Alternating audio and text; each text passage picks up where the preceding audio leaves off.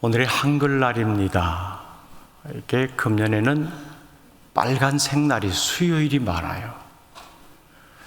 그래서 아침에 올 때도 이 빨간 날인데 공휴일인데 기도의 자리에 얼마나 나오실까라는 마음을 가졌는데 평소와 별반 다를 바 없는 참석률을 보이고 있습니다. 감사합니다. 근데 여러분, 지난주에도 10월 3일 공휴일이었죠. 공휴일 때마다 그 공휴일의 주제가가 있어요. 개천절 노래 있고, 오늘 한글날 노래 있는데 그거 아세요? 강산도 빼어났다 배달의 나라, 긴 역사 오랜 전통 지녀온 결에. 무슨 노래예요? 모르죠. 찬송가 645장이에요. 이게 한글날 노래예요. 오늘 부르는 노래.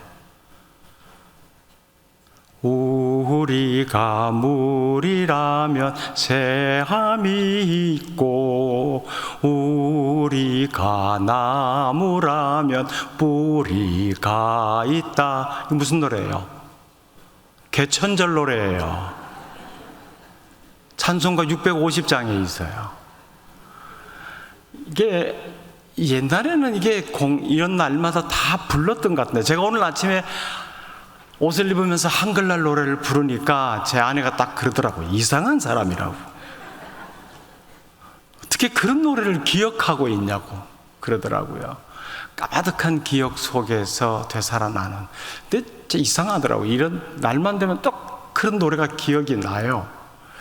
이게 불러야 그날에 대한 의미가 있고, 왜 이 날을 그렇게 쉬면서까지 되새겨야 되는가 하는 것들의 그 목적을 알게 되거든요. 그럴 때 그 날이 기념일이 되는 겁니다. 신앙생활에도 마찬가지예요. 특별한 찬양을 통해서 특별한 사건이 기억날 수 있고요. 오늘도 우리가 부른 찬양 중에 익숙하지 않은 찬양이지만 가사를 보면 저게 어쩌면 지금의 내 삶과 똑같은 상황이다. 그러면서 다시 한번 하나님의 은혜를 또 신뢰하게 되죠.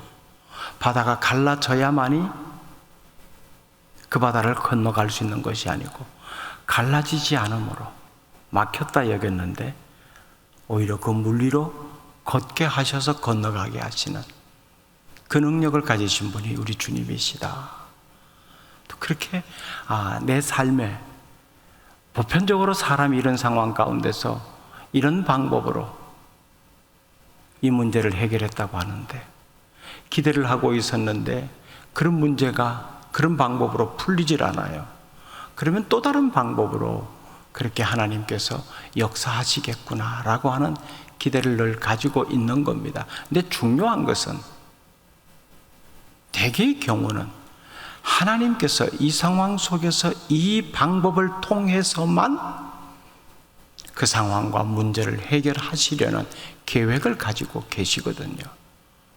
그런데 우리가 그 방법을 처음부터 모르기 때문에 하나님을 신뢰함에도 불구하고 그 방법이 눈에 제대로 나타나지 않는 기간이 길어질수록 점점 더 그 방법이 아니라 내가 원하는, 아니면 다른 사람들이 많이 경험하고 해결함을 받았던 그 방법을 쫓아가게 되는 겁니다. 오늘 본문도 그런 관점에서 한번 같이 살펴봅니다. 대부분의 사람들은 겉으로 보기에는 다 문제가 없이 살아가는 것처럼 보이지만은 크고 작은 여러 가지 어렵고 힘든 문제들 다 안고 살아요. 하나님께서는 그런 연약한 부분들을 통해서 오히려 우리로 하여금 하나님을 더 신뢰하고 의지하도록 하십니다. 그러면서 하나님의 은혜가 얼마나 깊고 놀라운지, 하나님의 주권이 얼마나 확실하고 강한지 그걸 보여주시고 드러내시죠. 그런데 반대로 그걸 우리가 신뢰함에도, 믿고 있음에도 불구하고 현실적으로 그 하나님의 주권을 내 눈으로 최종적으로 확인하기까지, 그것이 하나님의 은혜다라고 피부로 와닿기까지는 수많은 수고와 연단이 있어야 된다는 것. 이 과정 속에서 많은 사람들이 쓰러지지요. 또 하나님과 멀어지기도 하고요. 계속해서 우리가 아브라함의 이야기를 이어가고 있습니다. 아직은 창세기 전반부니까요. 아브라함이 하나님의 말씀을 따라서 고향을 떠나온 지 10여 년의 세월이 흘렀습니다. 10년 동안에 참 많은 일들이 아브라함에게 일어났어요. 약속의 땅에 도착했는데, 약속의 땅에 도착하면 아브라함이 떠날 때 하나님께서 주셨던 그 약속이 현실적으로 딱 마련이 되어 있을 줄 알았어요. 근데 전혀 아니었습니다.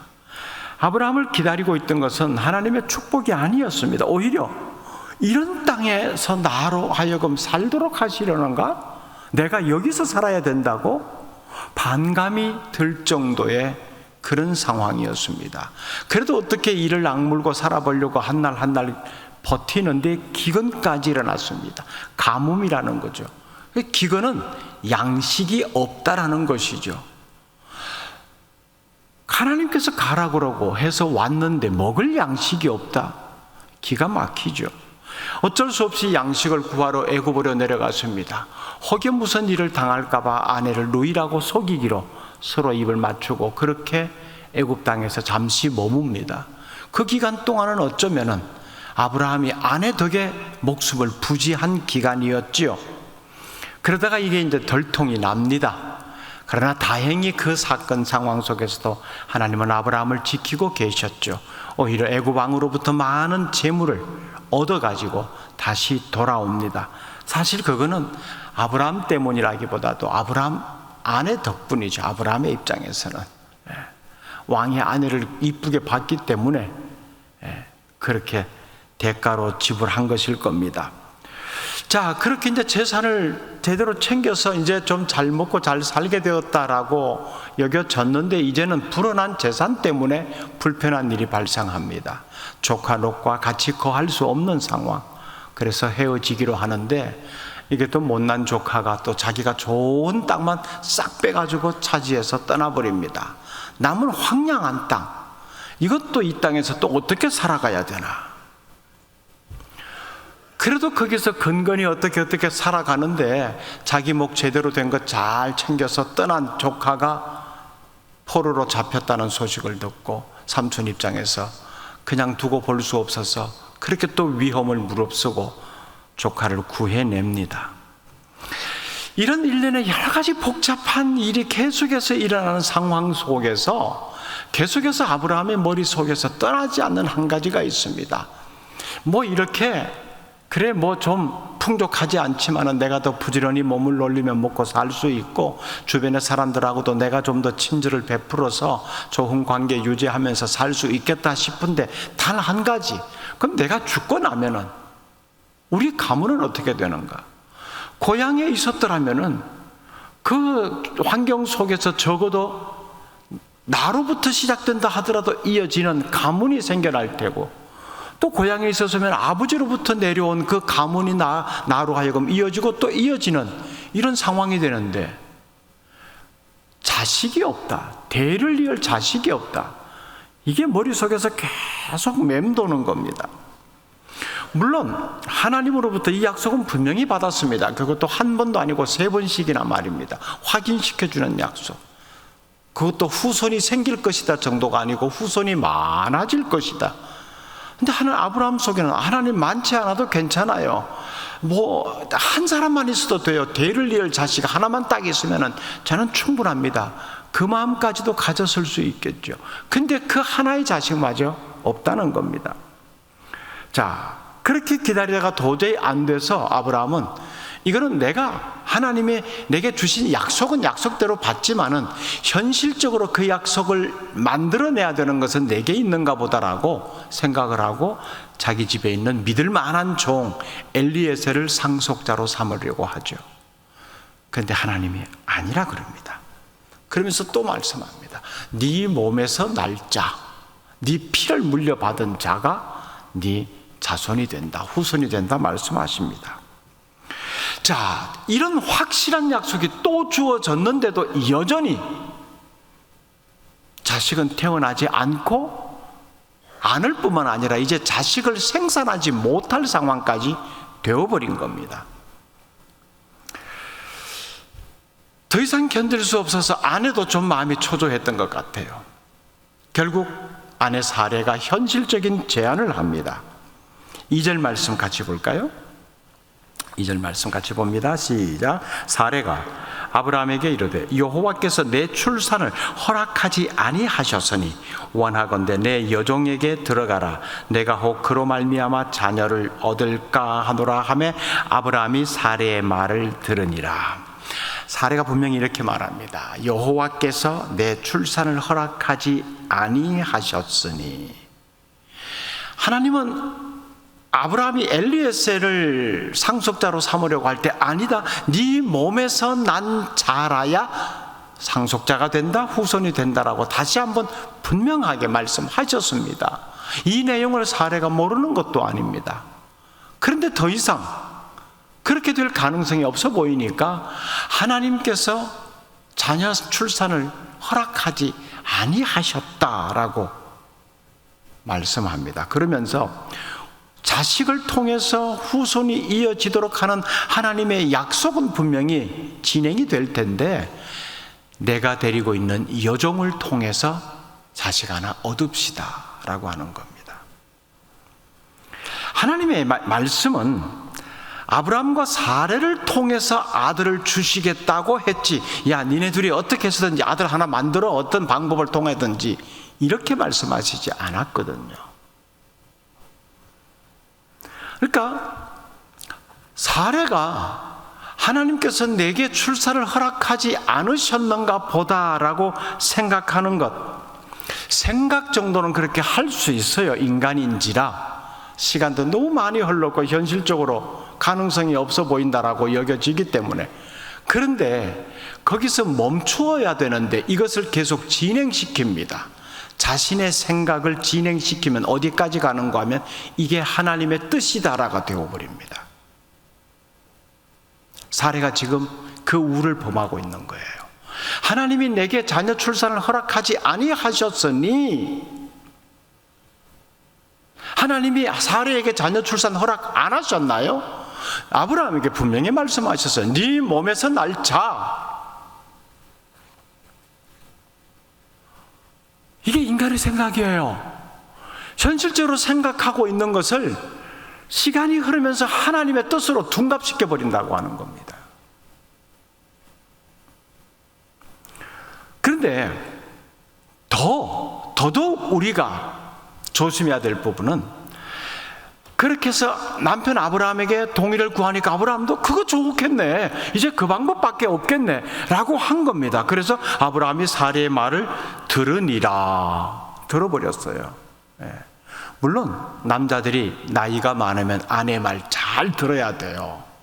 이게 젊을 때는 뭐 고집 부리고 뭐 이렇게 하지만은 나이 들수록 무조건 예라고, 맞아요, 그럼요 하고 동의가 돼야 돼요. 그래야 노후 생활이 평안합니다. 아브라함이 그 생각을 했는지 모르겠지만 그럽시다 된 거예요. 아브라함이 그렇게 동의하는 데 있어서도 일리는 있습니다. 당시의 사회적 풍습으로 자식이 없을 때 다른 여인의 혹은 몸종으로 혹은 바깥에서 대를 이을 자식을 만드는 것, 법적으로 하등의 문제가 안 되었어요. 사회 통념적으로는 전혀 문제가 될 일이 없다는 겁니다. 그러니까 사레도 아브라함도 이게 문제될 것도 없지 않느냐 하는 겁니다. 사회 통념적으로 문제될 것이 없다라고 해서 자기의 생각을 하나님의 뜻으로 굳어지게 하는 것, 굳혀버리는 것, 이게 위험한 신앙 모습입니다. 정말 아브라함이 그 모진 세월을 견디면서 계속해서 하나님을 신뢰하면서 그 시간들을 지내왔다면 이 순간에 안 돼 여보, 당신의 마음은 충분히 이해하지만은 아니야, 분명히 하나님이 주실 거야. 그 방법은 아니야 라고 했어야 됩니다. 여러분, 그럴듯한 내용이잖아요.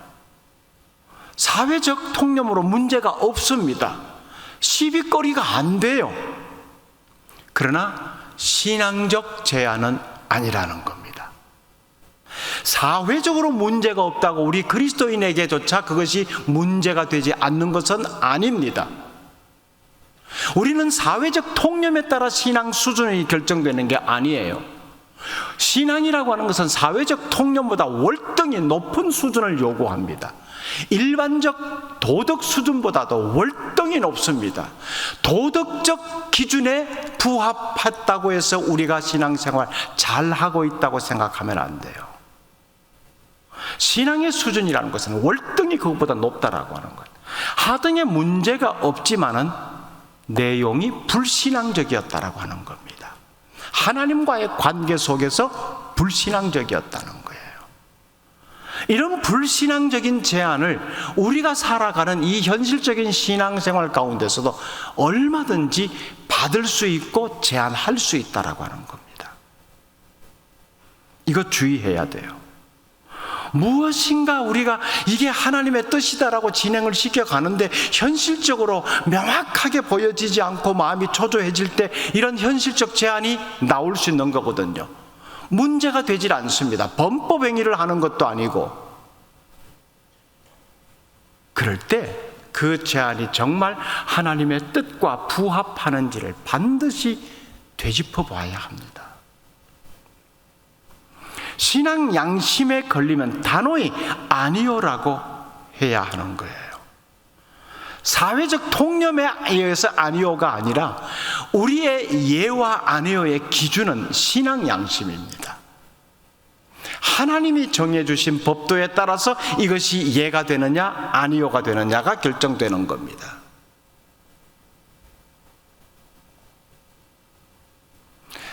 세상 법이 문제 없다라고 해서 그리스도인에게 그것이 다 문제가 없는 것이 아닙니다.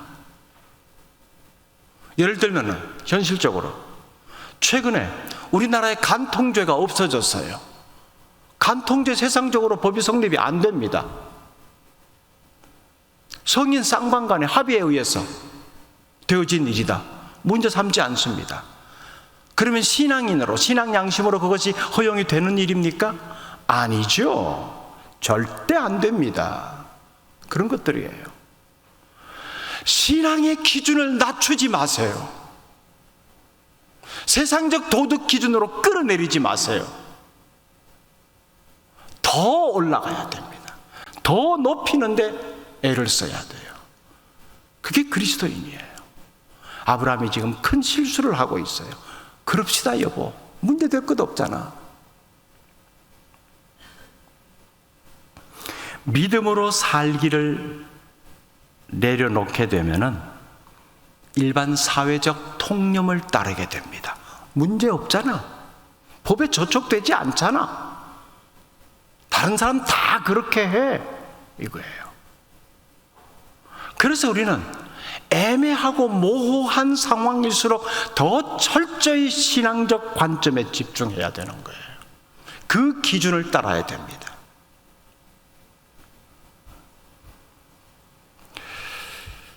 자, 이 두 사람이 그렇게 합의를 보고 나니까 야, 이제야 뭐 좀 일 좀 풀릴 것 같다 기대를 했겠죠. 근데요, 이런 사회적 통념에 따라 결정하게 되면 그것은 곧 뒤집어 말하면 하나님의 뜻과 멀어진 이런 결정이 되어버린 거죠. 이런 선택을 하고 나면은 현실적으로 우리가 당면하고 있는 문제의 근원에 접근도 안 됩니다. 손도 대지 못합니다. 오히려 생각지도 않은 일이 더 크게 터지고 맙니다. 아내의 제안을 받아들인 결과 아브라함 가정에 불화가 생깁니다.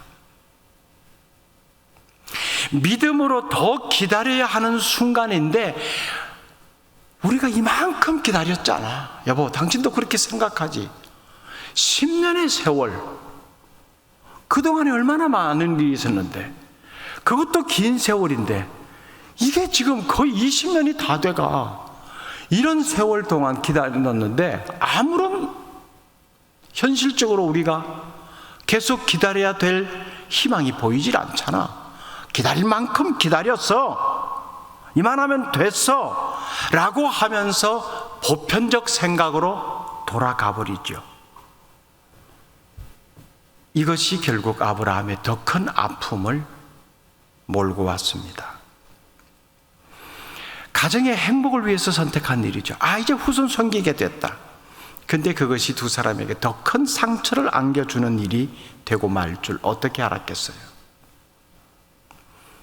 결국 이 제안을 받아들여서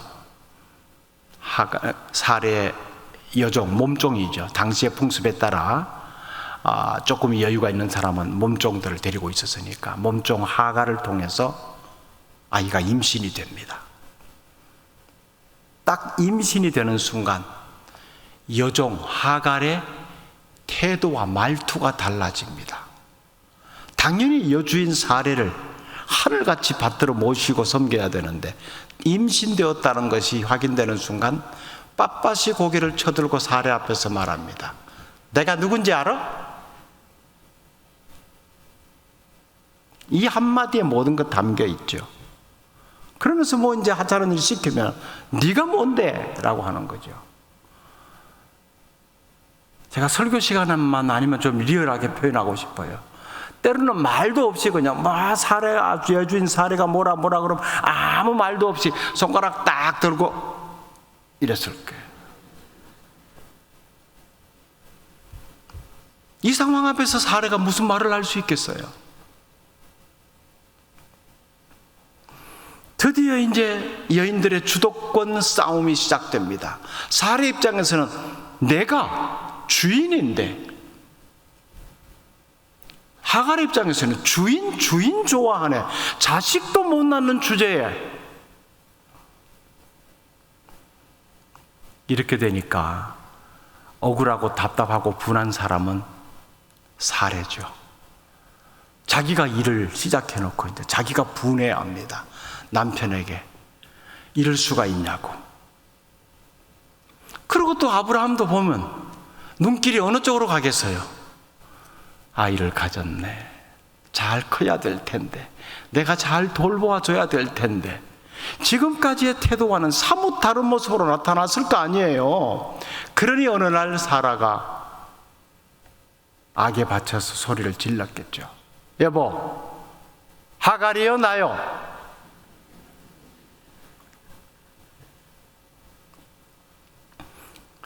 아브라함은 참 당황했을 겁니다. 자, 그러니까 아브라함이 딱 그냥 이 남자들의 이런 상황 속에서 취할 수 있는 행동은 딱 이게 모범 FM이에요. 당신 여종이잖아. 당신이 마음대로 할 수 있는 사람이잖아. 당신이 알아서 해. 손 틀어버립니다. 사실 가장이라면, 책임 있는 모습이라면 이걸 잘 정리를 해주면 좋으련만. 그러니까 사례가 내가 마음대로 할 수 있지 라고 칼을 빼지요. 학대가 시작된 것 같습니다. 견디지 못해서 하갈은 도망을 갑니다. 자, 이게 이제 좋은 일 만들자고 한 건데 가정은 굉장히 어려워졌습니다. 아브라함과 사례 사이도 굉장히 서먹해졌을 거요. 자기 아이를 가졌는데 도망을 가버린 이 하갈을 보는 아브라함의 입장은 더 불안하겠고요. 이게 어떻게 되면 큰일 나잖아요. 이런 상황 속에 도무지 해결의 기미가 보이지 않는데 하나님이 개입하십니다. 자, 하나님이 개입하셔서 이 사건을 풀어주시는데 하갈 입장에서 보면은 사례 학대가 참 힘들었기도 했겠지만은 아마 좀 성질도 있었던 것 같아요. 이제 욱 하는 것에 그래 그러면 한번 해보자. 나 없이 이 가정이 어떻게 되나 보자 라고 오기도 부렸겠지요. 그 오기 부려 나왔는데 갈 데가 없잖아요. 지금까지 종으로 살았는데 어디 가겠어요? 그때 하나님께서 나타나서 이제 이 문제를 만지십니다. 7절 8절 같이 볼게요. 여호와의 사자가 광야의 샘물 곁 곧 술길 샘 곁에서 그를 만나 이르되 사레의 여종 하가라 네가 어디서 왔으며, 이 8절 말씀 질문 두 가지 나옵니다. 잘 기억하세요. 네가 어디서 왔으며 어디로 가느냐. 그가 이르되 나는 내 여주인 사레를 피하여 도망하나이다. 어디서 왔으며 어디로 가느냐라고 묻습니다. 하갈이 대답합니다. 내 여주인 사레를 피하여 도망합니다. 그러니까 사레 여주인으로부터 나왔다는 대답은 합니다. 거기서부터 왔습니다. 그런데 어디로 가느냐라고 하는 이 질문에 대한 답은 없습니다. 왜요? 갈 데가 없잖아요. 목적지가 없는데. 그때 하나님께서 어디로 가야 할지에 대한 답을 주십니다. 9절 말씀 같이 볼게요. 시작. 여호와의 사자가 그에게 이르되 네 여주인에게로 돌아가서 그 수하에 복종하라. 하나님도 참 너무 하시잖아요. 그 학대를 못 이겨서 힘들어서 도망 나왔는데 너 갈 데 없지? 다시 돌아가. 이게 자기 친구의 조언이라면 확 하겠는데 하나님께서 그렇게 말씀하신단 말이에요. 왜 하나님이 이런 답을 주세요? 도망 나온 여인을 좀 감싸 주시고 위로해 주시고 내가 너를 위해서 안전한 곳 하나 한 곳 마련해 놨다. 그곳으로 잠시 몸을 숨겨라. 이렇게 해야 맞는 것 아니에요. 도망 나온 여인에게 다시 돌아가라. 학대가 있을 뻔한 그곳으로.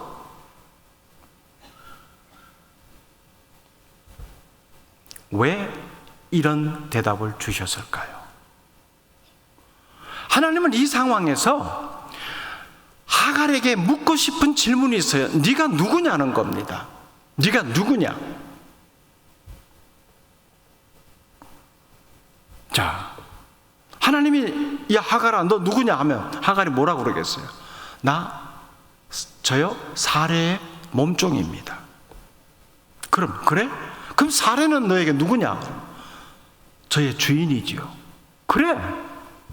그럼 거기로 가야지. 그게 너와 사레의 관계야. 그 관계 속에 있어야 할 자리는 네가 나온 그 자리야. 그거예요. 관계성 속에서 있어야 할 자리가 정해지는 거예요.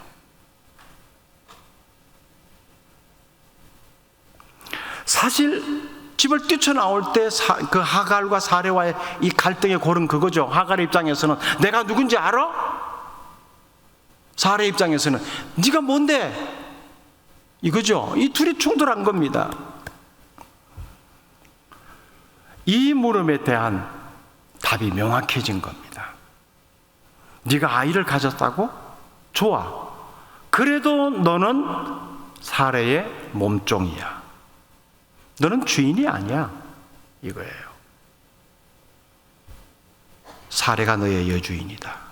그 관계 속에서 네가 있을 곳은 돌아가는 거다. 그러면서 하나님은 하갈이 전혀 예상치 못했던 말씀을 얹어주십니다. 10절 말씀 같이 볼게요. 시작. 여호와의 사자가 또 그에게 이르되 내가 네 씨를 크게 번성하여 그 수가 많아 셀 수 없게 하리라. 씨가 많아 번성하여 셀 수 없게 하리라. 어디서 많이 들어본 말씀 아니에요? 누구에게 주신 내용이죠? 아브라함에게. 참 놀랍잖아요. 아니 몸종을 통해서 태어날 아이에게 이런 복을 주시다니요. 그뿐인가요? 10절에 보면 태어날 아이의 이름까지 지어주십니다. 여호와의 사자가 또 그에게 이르되 네가 임신하였은즉 아들을 낳으리니 그 이름을 이스마엘이라 하라. 이는 여호와께서 내 고통을 들으셨음이니라. 아하, 이스마엘 이름의 뜻이 이거였구나. 내 고통을 들으셨다. 고통을 들으셨다. 하갈에게 있어서 다시 있던 곳으로 돌아가면은 사레가 내가 잘못했다, 미안하다, 참 미안하다, 얼마나 고생이 많았냐 그럴 것 같아요? 아니요, 상황 하나도 안 달라진. 그 봐 나갔더니 있을 곳 없었지? 이거 고소하다. 너는 어쩔 수 없는 내 여종이야. 다시 확인시켜 줄 뿐이었겠죠. 하갈에게 돌아가지만은 상황이 자신에게 바뀔 건 아무것도 없습니다. 그런데 하나님은 하갈이 있어야 할 곳을 말씀하십니다. 그러면서 그 고통이 얼마나 큰지 하나님께서 들으셨다는 거예요. 네 고통을 들으셨다. 여러분이 고통을 들으셨다라고 하는 것은 그래 알았다 이 정도 차원이 아닙니다. 내가 알았으니 이제 내가 보살펴 줄게 이거예요. 하나님께서 우리의 고통을 들으셨다라고 하는 것은 그거예요. 그래 내가 이제 너를 보살펴 줄게 이겁니다. 사실 하갈의 입장에서는 억울한 면이 없진 않겠죠. 아브라함의 입장에서 또 사라의 입장에서는 사실 별 볼 일 없는 그런 여인 아닙니까? 그런 여인이 겪는 고통도 하나님은 들으신다는 거예요. 근데 들으실 뿐만 아니라 그 고통을 헤아리시면서 내가 더 이상 고통 속에 살지 않도록 보살펴 줄게. 네가 들어가는 현실적인 상황은 불안해할 수 있고 고통스럽게 여겨질지라도 그게 고통은 아니야. 내가 네 뒤에 있어 이겁니다. 그러자 하갈이 이렇게 응답합니다. 13절 말씀 같이 볼게요. 시작. 하갈이 자기에게 이르신 여호와의 이름을 나를 살피시는 하나님이라 하였으니 이는 내가 어떻게 여기서 나를 살피시는 하나님을 배웠는고 함이라. 나를 살피시는 하나님으로 고백합니다. 비로소 자기의 존재 알게 되었고 자기의 위치를 확인하게 되었습니다. 그 위치에서 그 자리에서 하나님이 나를 살피시는구나 그걸 알게 되었어요. 스스로 자기가 스스로를 살피겠다고 뛰쳐나왔지만은 너 어디 가니? 갈 곳이 없어요. 나온 곳은 알겠는데 돌아가라. 네가 있어야 될 곳 그곳으로 돌아가라. 그곳에 있는 동안 내가 너를 헤아리고 보살필게 그 약속 주신 거잖아요. 하나님이 그런 분이십니다. 사실 아브라함에게 있어서는 이거 굉장히 큰 실수죠. 하나님이 아브라함에게 이 긴 세월을 통해서 아브라함의 생각 속에 딱 자리 잡도록 하게 하신 의도 하나가 있었어요. 아브라함의 자리, 그건 하나님의 도우심이 아니고서는 다다를 수 없는 자리라고 하는 것. 그에게 있어서 현실적인 그 자리는 자신의 몸에서 아이를 낳는 거였습니다. 근데 아이를 낳게 될 수 없는 상황, 생산 불가능한 육체적인 상황, 그 상황에서 하나님의 도우심으로 이것이 풀려질 수 있다라고 하는 것. 네가 설 자리는 네 힘으로 설 수 있는 자리가 아니야. 내 능력으로 네가 그 자리에 서 있는 거야. 그걸 확실하게 심어주시고자 했던 겁니다. 그러니까 하나님이 계획해 주신 것을 일러주셨을 때 그 계획을 따라가면서 현실적으로 이루려고 할 때 세상적 보편적 방법 따라가지 마. 주변의 사람들이 네가 하는 일 뭐라 안 한다고 해서 그게 다 정당화되는 것 아니야. 하나님께서 아브라함에게 이런 말씀을 하셨죠. 내 앞에서 완전하라. 세상적 관계 속에서 문제가 없는 것이 완전한 것이 아니에요. 하나님과의 관계 속에서 요구되는 모습입니다. 그 모습을 가져라.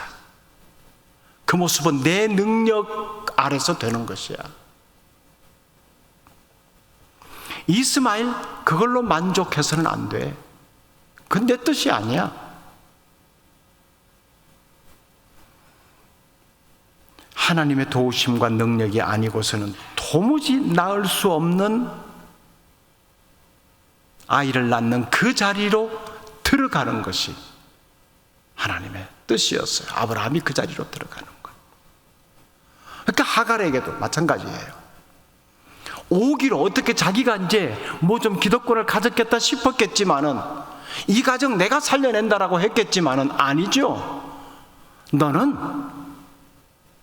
몸종이야. 그게 네 지위야. 그 지위가 있어야 될 자리는 다시 그 자리야. 그게요.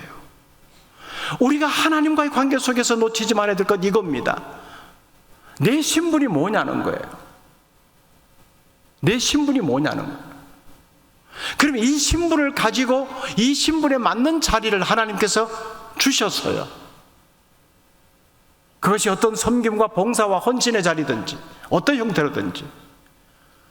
근데 교만이 생겨요. 내 능력으로 이 자리에 있어서는 안 돼. 더 큰 걸 해야 돼. 이런 생각 가질 수 있죠. 아니에요. 네가 누구냐는 거예요. 네가 누구냐? 그럼 네가 있어야 될 자리 거기로 가라. 거기서 내가 너를 보호해 줄게. 내가 감싸 줄게. 내가 울타리가 돼 줄게. 떠나지 마라. 그거예요. 이 본문을 묵상하면서 저도 개인적으로 크게 두 가지를 깨닫습니다. 하나님의 계획하시면 차선이 없다라고 하는 거죠. 언제나 차선은 합리화로 가거든요. 이게 안 되기 때문에 이거 괜찮지 않냐고 문제될 것 없어. 다 그렇게 해왔고 그렇게 할 수밖에 없어. 봐, 우리 눈앞에 펼쳐진 현실이 그런 거야. 그래서 차선적으로 갑니다. 근데 하나님은 끝까지 하나님이 주신 그 방법, 그 최선의 방법을 이어가기를 원하시는 거죠. 그게 인간의 능력으로 안 되지만은 하나님은 하시겠다는 거예요. 내가 하는 거야, 그거. 그거 네가 하는 것 아니야. 넌 기다리면 되는 거야. 기간이 얼마 되든지. 그냥 그 자리에 서서 그 일 하면서 기다리면 되는 거야. 근데 그 기다림 속에서 우리는 최선을 놓아버리고 차선을 붙잡으려고 한다는 겁니다. 왜? 문제가 없기 때문에라고 하면서. 여러분, 어떤 기다림의 상황에 직면해 있습니까? 조급해하지 마시고 끝까지 하나님을 신뢰하면서 기다리십시오. 세상의 방법으로 뭔가를 바꾸어서 기다림의 시간을 단축시키려고 애쓰지 마십시오.